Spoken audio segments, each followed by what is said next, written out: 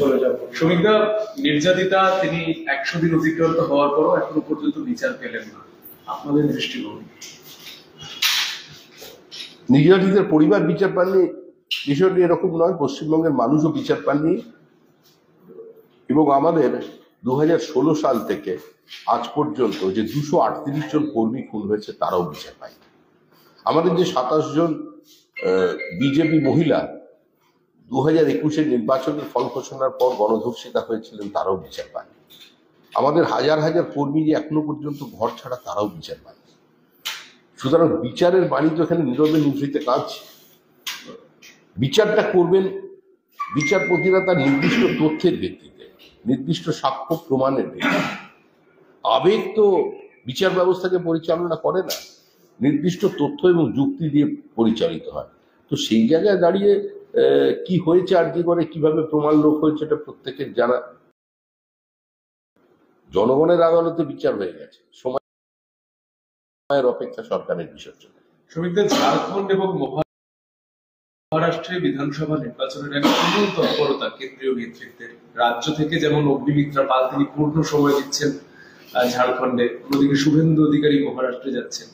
এসব দেখে তৃণমূল আজকে বলছে যে বাংলার সম্পর্কে মিনিমাম সিরিয়াসনেস বিজেপির নেই, তারা সবসময়। আমাদের বিষয়টা তৃণমূলকে একটু কম ভাবলেও ভালো হবে।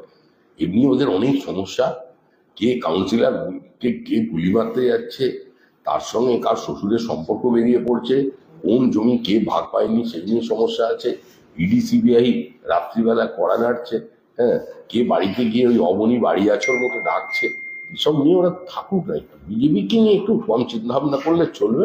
বিজেপির কাজ বিজেপি করবে, তৃণমূলের বিদায় যাতে মুক্তি হয় সেই কাজটা বিজেপি করবে। যে রাজ্যে লাভ বেশি সে রাজ্যে বাকির চোখ বিজেপি। পশ্চিমবঙ্গে লাভ নেই, জনবিচ্ছিন্ন।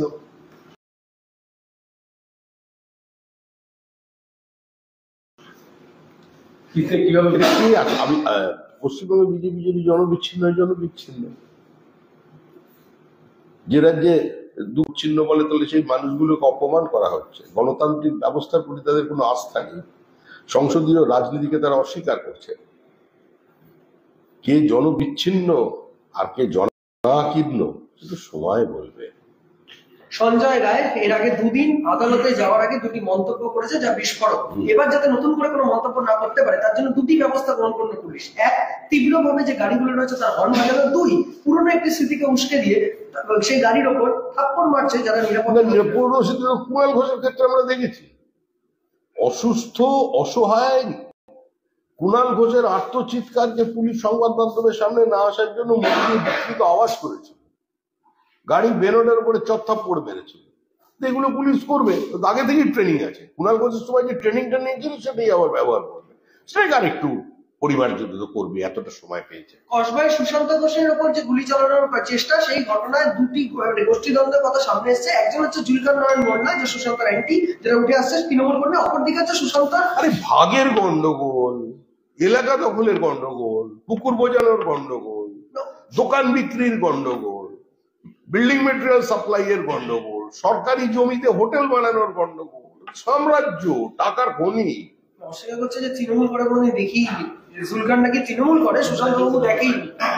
এদিকে উনি মাইনরিটি মোর্চার একজন সম্পাদক পদে রয়েছে তৃণমূলের।